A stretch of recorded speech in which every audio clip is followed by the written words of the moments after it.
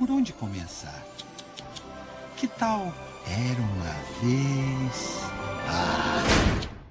Quantas vezes você já ouviu uma história que começa assim? Vamos fazer diferente. Já sei, olha só. É assim que se começa um filme. Não, acho que não. Eu já vi isso em algum lugar. E você? Não. O livro não. Quem não conhece essa de abrir o livro? Fecha o livro, assim não dá. Vamos fazer o seguinte. Eu vou voltar até o dia em que a coisa ficou feia.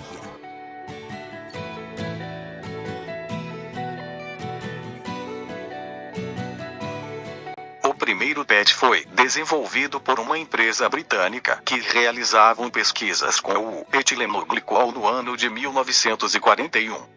No fim da Segunda Guerra, 1945, foram realizados estudos em laboratórios da Europa e dos Estados Unidos para sua aplicação, principalmente em indústrias de tecido.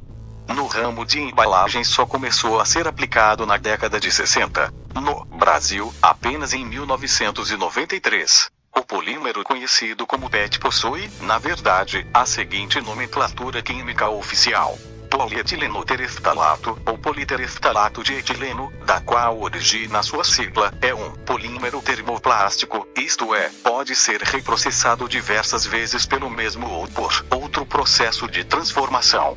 Também podemos mencionar o baixo preço da resina e a redução de custos de transporte pelo fato de ser quase 10 vezes mais leve que o vidro. Quando aquecidos a temperaturas adequadas, esses plásticos amolecem, fundem e podem ser novamente moldados. Para sua formação reage-se o ácido tereflálico com o etilenoglicol em meio ácido e na presença de calor. Durante a reação, cada hidroxila do etilenoglicol interage com o hidrogênio das carboxilas do ácido, formando duas águas. Por fim, um dos carbonos do etilenoglicol interage com o oxigênio de uma carboxila do ácido, e o outro carbono do etilenoglicol interage com o oxigênio da carboxila de outro ácido e assim por diante. O PET é um dos polímeros mais resistentes disponíveis para a fabricação de embalagens, apresentando resistência mecânica, resistência química, transparência e brilho.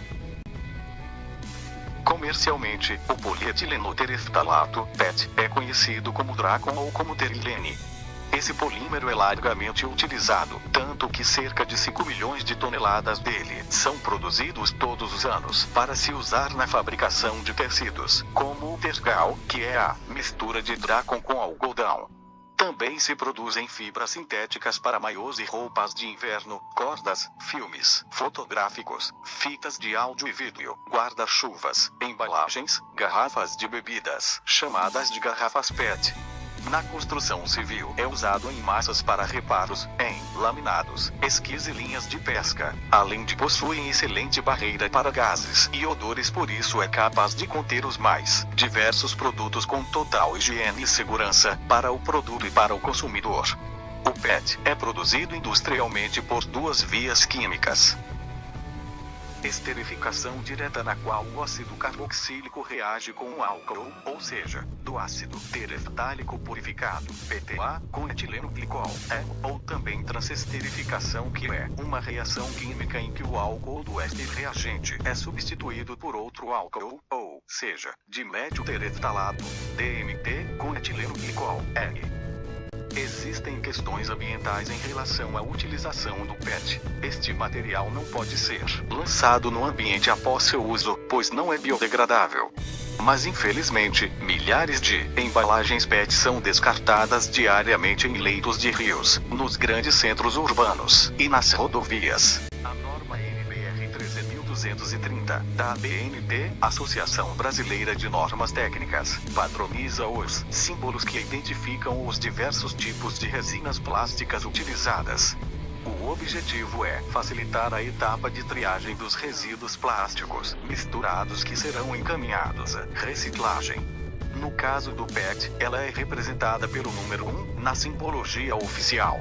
A reciclagem do PET pode ser dividida em coleta, onde nessa etapa representa o grande desafio da reciclagem do PET pós-consumo, pois ainda não temos a cultura da destinação correta das embalagens.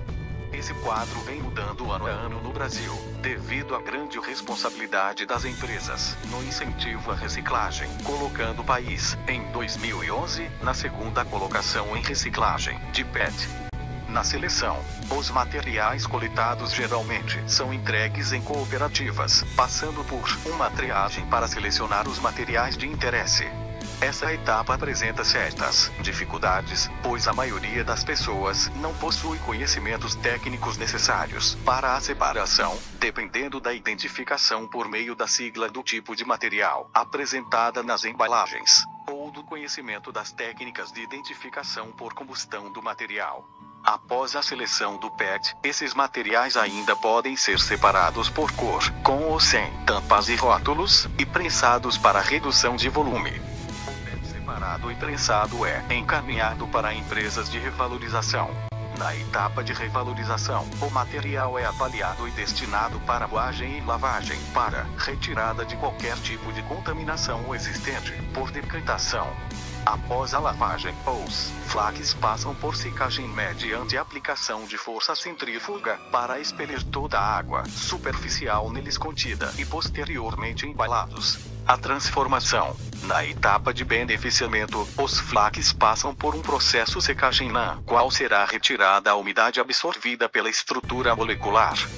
Depois disso, o material seco alimentará uma extrusora, na qual sofrerá plastificação, que permitirá a subsequente granulação e embalagem. O reciclado, agora na forma de grãos, será vendido para as empresas transformadoras dos mais variados tipos de produtos. Segundo o jornal Folha, 1 kg do plástico é vendido para indústrias por R$ 1,55, principalmente a automobilística e a têxtil, que são as maiores consumidoras de PET reciclado do país. O trabalho dos catadores de lixo rendeu que 274 mil toneladas de PET não fossem despejados em lixões, o que corresponde a 51% disso. Os outros 49% provavelmente acabaram virando lixo, o que corresponde a 40 mil caminhões cheios. Além da reciclagem, podemos evidenciar a reutilização, onde muitas pessoas utilizam a criatividade, e então a garrafa PET se transforma em vasos para plantas, porta-coisas, vassouras, móveis e até mesmo arte. Portanto, em suma, o polietileno tereftalado, mais conhecido como PET, é um dos polímeros mais conhecidos e mais usados contemporaneamente.